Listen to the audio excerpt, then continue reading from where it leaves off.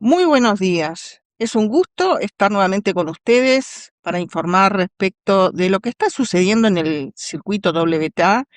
y las jugadoras, principalmente dentro de las top 100, con algunas novedades de las que rápidamente están subiendo entre las 200 y las 100, porque tienen ya chance para entrar en los torneos mayores, que son los Grand Slam y los torneos grandes de la WTA. Habiendo acabado el día domingo el torneo de Mérida en México, así como el de Austin, Texas, y uno en Antalya, Turquía, tenemos el ranking mundial de las primeras 10 con las siguientes posiciones. Número 1 está Arina Sabalenka, luego Swiatek de número 2, Rybakina número 3, Goff 4, Pegula 5, Anisimova 6, Yasmin Paolini 7, Mirra Andreeva 8, Elina Svitolina 9, Victoria Mboko, que ha sido la Rocket del último año, está de número 10, que ya se metió en las top 10, una jugadora que hace un año gana el torneo WTA 1000 y ahí comenzó la revolución de Mboko. En las latinoamericanas vimos algunos cambios, lamentablemente con algunas bajadas de ranking notorias de algunas jugadoras que estaban tranquilas jugando ya prácticamente los main draw de los Grand Slam. Pero las posiciones en este momento son las siguientes. Osorio vuelve a ser la número 1 latina con el ranking 61, luego Solana Sierra 65, Beatriz Haddad 67, Renata Zarazúa de México 89, Emiliana Arango 108, María Lourdes Carlé 161. Este es un ranking que es difícil, es muy difícil. Y también el ranking de Riera, Julieta Riera, que está 192. Porque esas etapas para pasar de los 200 a los 120, que son cuando entran a los Grand Slam, y luego de los 100 a los 50, son etapas muy distintas, con trabajos también bastante más exactos todavía y con contrarias que es tener presupuestos en su gran mayoría holgados porque ya están entrando en los WTA y con eso se aseguran la participación y poder pagar y solventar los gastos de todo el equipo, que no es solamente una persona, son por lo menos 3 o 4 que deben de tirar todos de la misma cuerda para alcanzar un ranking top 50. Una debilidad que le he visto a las sudamericanas ha sido la elección de torneos en más de una,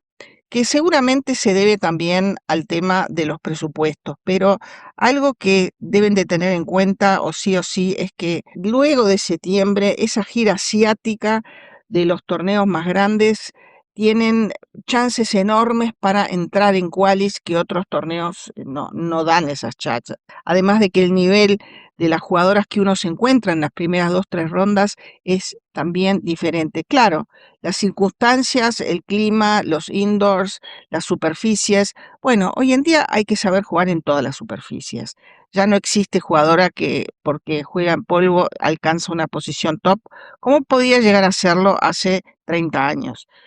Estamos un poco preocupadas porque no se logra ese envión hacia las top 50 y Haddad,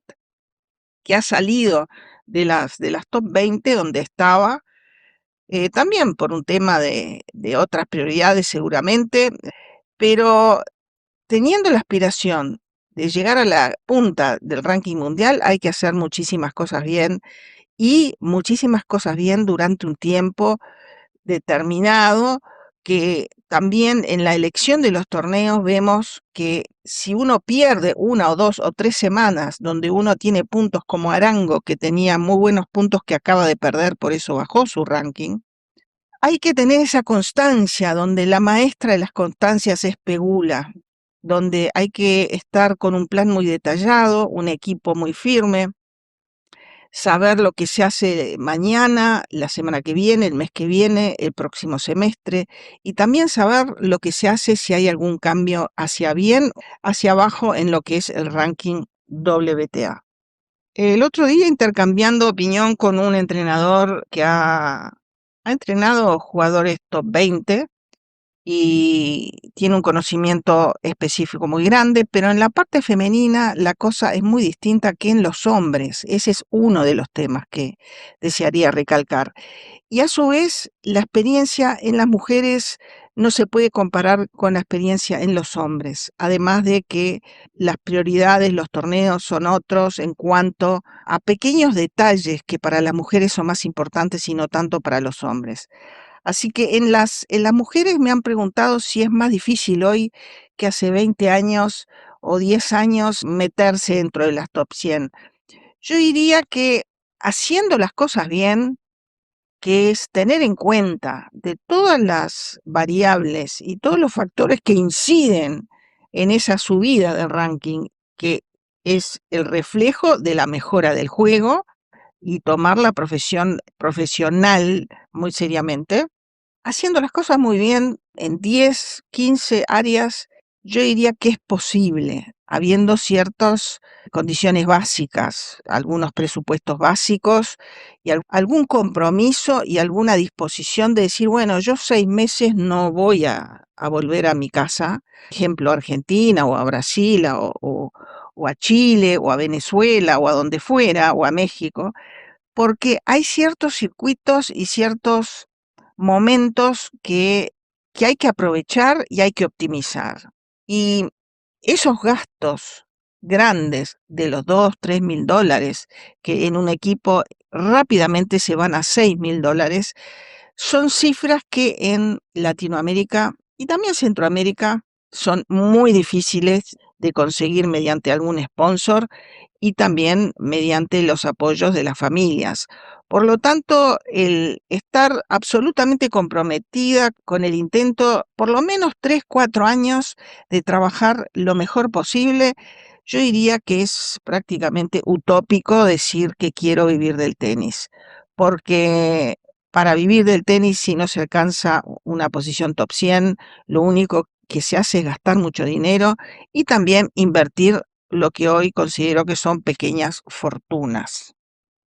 La noticia que Paola Suárez está haciendo su regreso a las canchas como capitana de la selección argentina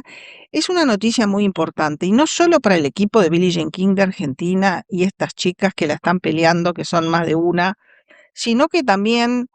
para que tengan una referencia y alguien a quien dirigirse cuando tienen alguna duda en cuanto a muchos detalles que Paola Suárez supo no solo aprender, sino llevar a cabo y de modo exitoso, porque ha alcanzado la mejor posición del mundo en dobles y también fue una jugadora que alcanzó la posición 9 en singles, en una época y en un momento donde ya ese tenis moderno, ese tenis rápido, estaba irrumpiendo en el Tour WTA. Y yo la recuerdo muy bien cuando hizo esa progresión entre las top 100, las 50 y luego más arriba. Ella también usó el dobles como una herramienta importante que siempre sugiero a las sudamericanas, que puedan tener una compañera con la cual fijar cierta cantidad de torneos que se asemeje, por supuesto, en los intereses y en el ranking, y que el equipo sea empático, porque de otro modo no se podría estar viajando meses jugando cierta cantidad de torneos. Para poder construir mediante el doble también un buen soporte para el singles en lo que refiere, además de la parte económica, en lo que son las rutinas y para que los viajes se hagan más llevaderos y para tener alguna persona que puede ser o no amiga realmente, pero se deben de llevar muy bien, como ahora vemos a Luisa Stefani con Dabrowski, que han ganado su segundo WTA y está posicionada número 2 del mundo, una latinoamericana que también es histórico, también esa empatía, esa química que ha tenido Luisa Stefani con Dabrowski y también lo ha tenido con Babos, con Timea Babos de Hungría, es muy importante para poder alcanzar el éxito y poder pasar instancias muy difíciles, como vemos también que en los últimos partidos de Stefani, en los últimos torneos han ganado 3, 4 partidos seguidos, ganando en tiebreak en el tercer set de modo muy fuera de serie, pero para eso también hay que saber conectarse, saber comunicarse muy bien y tener una muy buena relación. En Texas tuvimos que la americana Peyton Stearns se consagró campeona del WTA, ganando a Taylor Townsend la final 7-6, 7-5, en un intenso duelo de 2 horas y 22 minutos, y habiendo sido la jugadora que ganó de ese mismo lugar, cumpliéndose un sueño, ganando de locataria. La jugadora local tiene el ranking actual de 53 en la WTA. Townsend es zurda y finalista por primera vez en singles del circuito WTA y dominó gran parte del primer parcial, pero llegó a disponer de 2 puntos de set con el marcador 5-3. Por otro lado, en la otra final del WTA en Mérida, México, tenemos que Cristina Buxa le ganó a Magdalena Fresh 6-1, 4-6, 6-4 y gana por primera vez este título la española. En el torneo de Mérida en México estaba sembrada de 1 Yasmín Paolini, luego estaba Emma Navarro de número 2 y en la parte superior del cuadro Sarasúa pierde en primera ronda en 3 sets. Paolini alcanza la semifinal perdiendo con Buxa y en la parte superior tuvimos que también Bia Haddad pierde con Boulter de Inglaterra y Osorio pierde con Boulter retirándose en la segunda ronda, habiendo ganado la primera a Janice Tien. Es un poco preocupante también por el tema de que 2 jugadoras latinoamericanas se retiraron por lesión. Venimos de una pretemporada, es todo un tema muy delicado que ya lo he venido hablando en episodios anteriores, que hay que hacer un trabajo muy, muy detallado para no lesionarse en estas fases previas a lo que viene a ser la temporada principal, donde empieza también la temporada europea apuntando a Roland Garros. Tenemos que también, además de Osorio, se retira Arango en la segunda ronda contra Bouskova, que luego pierde con Fresh. Y Arango había ganado en la primera ronda a Potapova 7-6, 6-2. En dobles en Mérida, la final la gana Buxa y Jiang en 2 sets a Peter y Chen.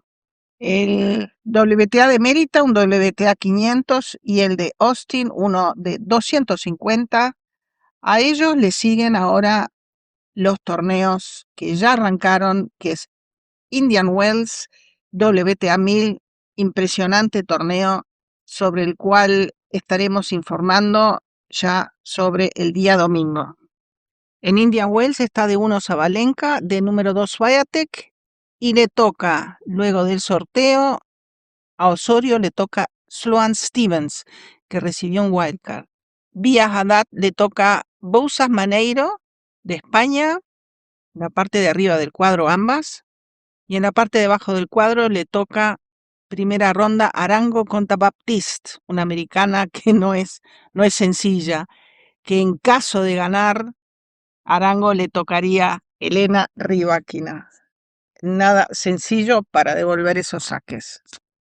La noticia de que Paola Suárez regresa como pilar de la selección argentina femenina es una muy buena noticia, especialmente para que tengan una referente no solo durante la Billie Jean King, porque la Billie Jean King es una competencia que dura prácticamente muy pocas semanas, sino una referente en cuanto a que su experiencia en el circuito internacional, en el Tour, donde alcanzó la mejor posición del mundo en dobles, donde ha ganado varios Grand Slam y donde ha estado no hace tantos años ya con mucho conocimiento de ese tenis moderno. Bueno, por hoy me despido y quiero pedirle a la audiencia que ha crecido mucho, pero en un 90% no suscriptores. Yo le pediría a los que ya están comprometidos en escuchar regularmente las informaciones, la actualidad y los análisis que han tenido una repercusión muy buena, y más adelante daré algunas novedades también respecto de esa parte específica que a tantos le interesa, porque ayuda mucho a mejorar, a ganar más partidos y a crecer como jugadora. Les mando un abrazo grande y yo diría hasta el domingo. Chau, chau.